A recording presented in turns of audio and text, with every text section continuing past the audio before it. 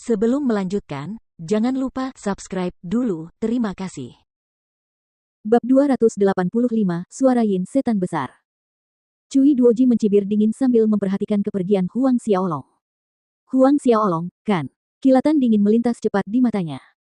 Cui Li dan yang lainnya memperhatikan Huang Xiaolong saat dia pergi, tak seorang pun menyadari perilaku aneh Cui Duoji. Pada titik ini, Cui Duoji bergerak mendekati Cui Li. Lili, orang ini punya mata yang licik, dia pasti orang yang licik dan suka menipu, sebaiknya kamu jangan sering-sering berhubungan dengannya. Cui Li menoleh ke arah Cui Duoji. Mendengar kata-katanya, dia menatapnya lekat-lekat dengan kemarahan yang tak tersamar. Merasakan kemarahan di baliknya, Cui Duoji menutup mulutnya rapat-rapat. Di sisi lain, Huang Xiaolong kembali ke penginapan. Kembali ke kamarnya, Huang Xiaolong menelan setetes eliksir Buddha geosentris dan mulai berlatih seni sumi ilahi. Saat Huang Xiaolong berkonsentrasi pada seni sumi dewa, di sebuah ruang bawah tanah rahasia di bawah sebuah kota, tidak jauh dari kota Kekaisaran Pedang, seorang pria muda berpakaian jubah hitam paling gelap, dengan alis berwarna hijau samar, tengah memperhatikan pria parubaya yang berlutut di hadapannya dengan tatapan dingin. Pada jubah hitam pemuda itu dijahit karakter, racun, satu, yang mencolok. Maksudmu, Malai tidak hanya gagal membawa kembali kedua gadis keluarga Cui, mereka semua terbunuh. Tanya pemuda itu dengan nada dingin. Mendengar niat membunuh yang terpancar dari suara pemuda itu, pria parubaya itu gemetar ketakutan dan bergegas menjawab, Tuan Muda, itu kecelakaan. Kami tidak menyangka seseorang akan muncul entah dari mana untuk menyelamatkan dua gadis keluarga Cui itu. Siapa orang itu? Pemuda itu menyeringai dingin. Bajingan kecil bernama Huang Xiaolong. Suara pria parubaya itu terdengar penuh hormat saat dia menjawab, orang ini kenal Cui Li, dia pasti seseorang yang datang dari benua angin salju. Dari benua angin salju, pemuda itu menyeringai menghina, tidak heran dia begitu bersemangat, dia bahkan berani membunuh murid-murid sekte Sein racunku. Aura agresif tiba-tiba muncul di ruangan itu, es terbentuk di permukaan lantai, memancarkan dingin yang membekukan, es yang berwarna hitam. Pria muda ini adalah Tuan Muda Sekte Suci Racun, Hu Er, sedangkan pria parubaya yang berlutut di lantai adalah Tetua Sekte Suci Racun, Qiao Liang. Hu Er menatap Qiao Liang, kau tahu apa yang harus dilakukan selanjutnya, tanpa perlu aku katakan. Ya, bawahan ini mengerti, jawab Qiao Liang. Bawahan ini pasti akan menangkap Huang Xiaolong dan dua saudari Cui dan membawa mereka ke hadapan Tuan Muda. Pergi sekarang. Baik, Tuan Muda. Malam berlalu dengan cepat. Huang Xiaolong menghabiskan waktu berlatih di Gunung Sumi yang suci, dan saat dia keluar, langit sudah cerah. Dalam beberapa hari terakhir, Huang Xiaolong terus berlatih seni boneka kuno dan mandat jiwa mutiara jiwa absolut setiap hari dan dia bisa merasakan peningkatan di akhir setiap latihan. Huang Xiaolong yakin bahwa dengan kecepatan ini, tidak akan butuh waktu lama sebelum dia maju ke level ketiga seni wayang kuno. Keluar dari kuil Sumi, 4 orang sudah menunggu Huang Xiaolong Qin Yang, Li Fei, Jie Dong, dan Fan Encheng. Setelah melunasi pembayaran penginapan, mereka melanjutkan perjalanan menuju kota Dewa Segudang. Tidak diragukan lagi, sebelum pergi, cincin Asura Huang Xiaolong sudah penuh dengan anggur berkualitas. Keluar dari kota Kekaisaran Pedang, mereka berlima memilih untuk melakukan perjalanan melalui celah gunung. Saat mereka bergegas untuk mengejar waktu, Huang Xiaolong tidak memanggil roh bela dirinya, tetapi meskipun begitu, kecepatannya lebih cepat daripada kebanyakan orang, sehingga Qin Yang dan yang lainnya hampir tidak dapat mengimbangi Huang Xiaolong. Sepertinya aku harus meluangkan waktu untuk menyempurnakan pedang terbang. Sebuah pikiran muncul di benak Huang Xiaolong. Kitab metamorfosa tubuh Huang Xiaolong telah maju ke tahap 12, bentuk ekor menggantung dan kekuatan internalnya menjadi 10 kali lebih kaya dan lebih berlimpah, mampu mempertahankan kemampuan terbang pedangnya dalam batas waktu tertentu. Ketika Huang Xiaolong mencapai tahap kesempurnaan kecil, jejak energi inti sejati akan terbentuk di dantiannya. Pada saat itu, dengan menggunakan kemampuan terbang pedang, ia dapat menempuh jarak beberapa li dalam waktu satu tarikan napas. Pada saat berikutnya, Huang Xiaolong berhenti tiba-tiba.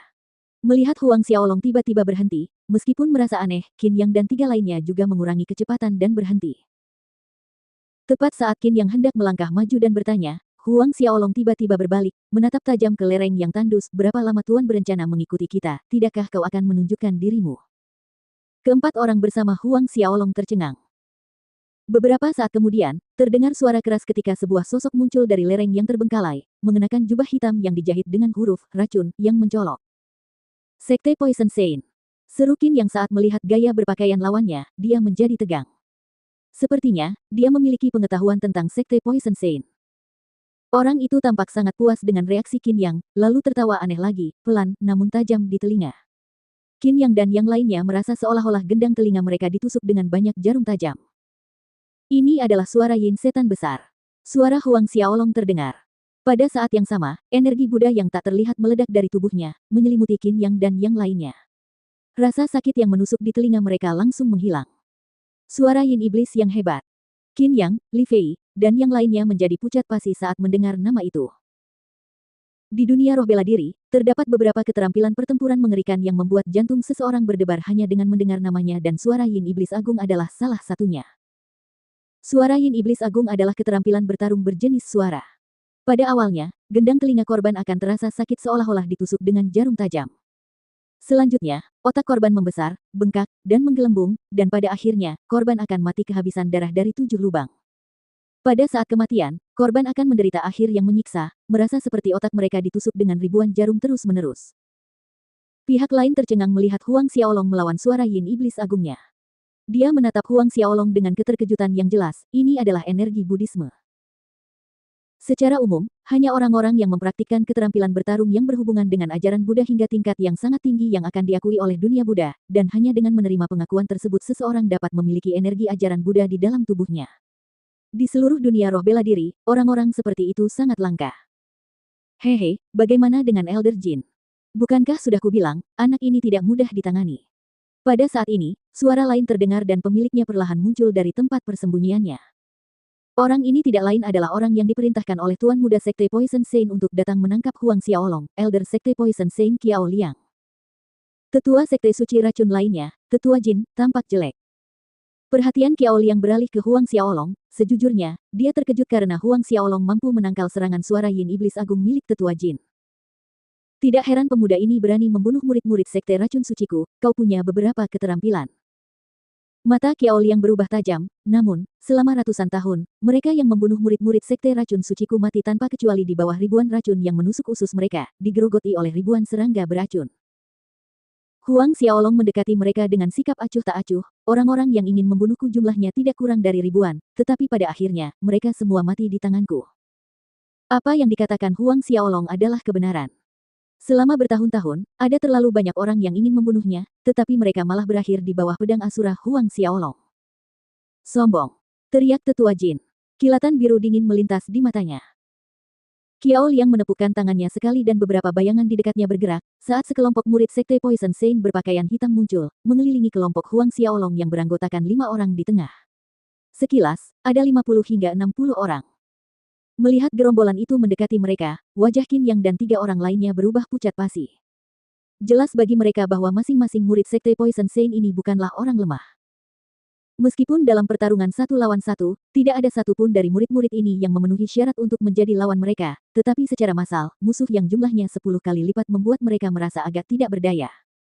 Selain itu, tubuh para murid Sekte Poison Saint diketahui berlumuran racun, sedikit kelalaian dan mereka akan diracuni. Hasilnya bisa dibayangkan.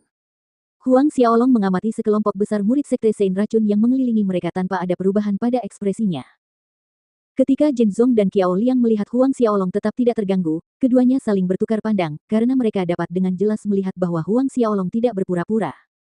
Mungkinkah Huang Xiaolong memiliki kartu truf di lengan bajunya? Racun.